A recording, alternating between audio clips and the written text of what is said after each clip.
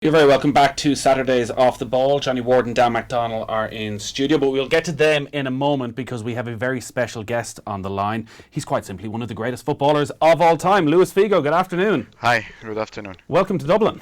Thank you so much. Is this your first time been back since the 2001 World Cup qualifier? Probably yes. After that qualification game, I think I didn't come back to Dublin. Yeah. What are your memories of that game, and in particular, I guess, Roy Keane's performance? Because for a lot of Irish people, when we look back at that campaign, there was the win over the Netherlands, Roy Keane's tackle and Mark Overmars. But for an overall 90 minutes, that's for a lot of people seen as Roy Keane's best ever Irish performance.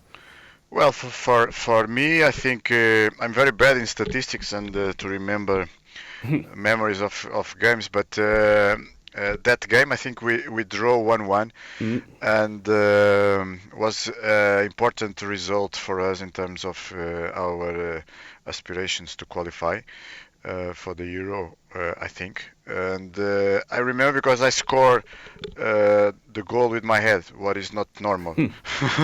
And then I was not used to score so many goals, and either with my head. So I just remember that. But it's always very tough to play here against our national team. Yeah, I think at the time there was maybe a lot of unhappiness in the Portuguese camp surrounding the game, and traffic difficulties on the way to training and the way to the match. The two managers didn't shake hands before the match or after the match, that Ireland had tried to sort of upset you as much as possible. Well, no, I don't remember that. I think just remember the result and that moment of when I scored. But like I said to you, it was always very difficult to play against Ireland because here was tough. You had a nation with very good players. Most of them they play in the big teams in Europe, so was always difficult. That was June 2001, that game, and like that year you win World Footballer of the Year, you win the League and Cup double with Real Madrid. Was it around that time you felt you were at the peak of your powers, that you played your best ever football? Well, coming back now and thinking about all the years I play football, probably was the year that I achieved most important awards. But I don't know. I think I had good years too in Barcelona, and after in Inter Milan. It's difficult to choose, but if you talk about individual awards and in terms of trophies that we could achieve in that time in Real Madrid, yes, was a great year. If you're not judging then on individual awards, when you look back on your career, when were you most confident as a player? When did you feel you were most in control of a football and how you could influence a game? Were there certain periods of your career when you felt really that you were the best player in the world, that the game ran at your pace, at your tempo? Well, I think you shouldn't never think that you are the best football player in the world, because that is very subjective, no? And depends the year that you have, depends the year that your team achieve, because all of that influence and depends of the performance of the other football players too. It's very difficult to win individual awards because it's so many in my generation was so many top players that could achieve that, probably 15 or 20, no? So was very lucky in the time that you could win some individual awards. I think now is a little bit different in the last decade, because it was just between Messi and Cristiano Ronaldo, no, the options. But in my generation, I think the difference was like that we could have like 15 or 20 top players that could have that chance. And so many of them were at Real Madrid at the one time. Like, the standard of training must have just been incredible when we had yourself, Zinedine Zidane, Raúl, Ronaldo. When you think back to that, like, did the training session stand out? Was it at a higher level than at any other stage?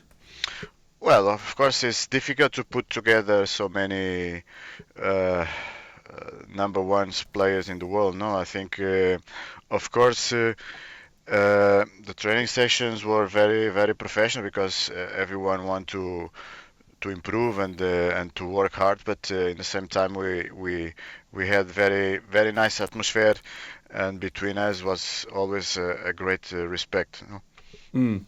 When you look at the modern footballer then and current players and the positions they play in and the expectations of what they're to do, and you compare it to, say, yourself and Zidane, who were like such big, strong, powerful men who could dribble past players easily, who could, at a wide range of passing, who could bring the ball forward at pace, 30 or 40 yards really quickly. Has that player sort of been lost from the game, or are there players you look around and think, yeah, they still have that ability? No, I think always the football improves depending of so many aspects. No, of course, these days probably technology and the facilities for train and that kind of aspects are different from my generation. The products are different, and we always have to think about not all the generations. We can produce the same quality or the same talent and every year. So it's always difficult. It's not a fault that we're losing this aspect or another aspect. I think sometimes you can't produce the talent to continue to develop or to have the qualities of the past players. Now probably they have another qualities that we didn't have in my time. No, but I think it's depending of what we can produce in different generations too.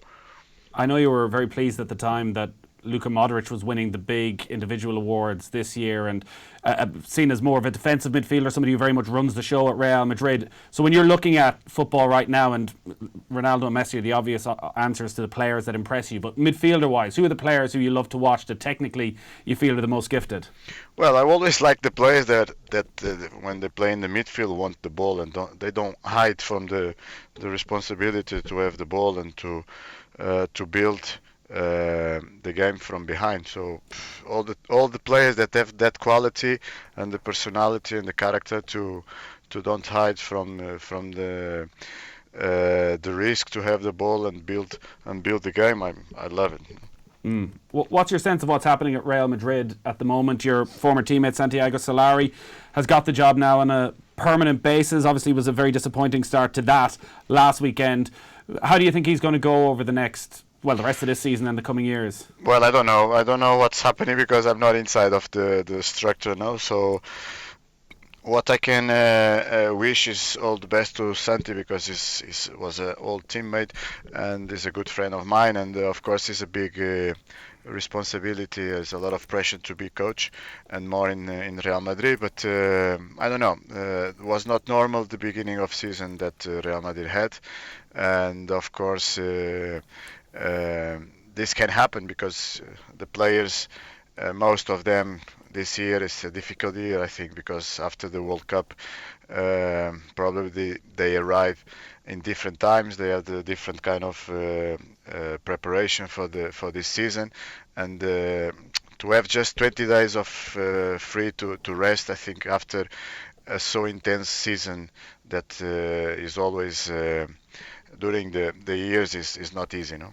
You're in town for tomorrow's Euro 2020 draw. Nuno Gomez, Victor Bailly are with you as well. That group, when we think back to 2001, that golden generation of Portuguese players, are you still very close? Do you still see a lot of each other? Do you meet up and reminisce about the good old days?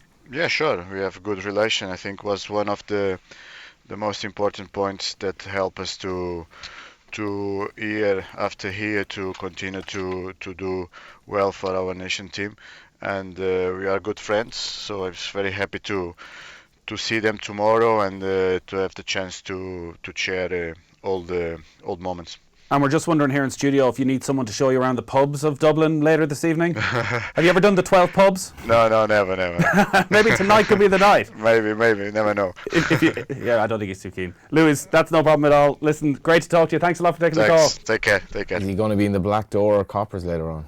That is the question. They were the big questions, Johnny. You should have put it in.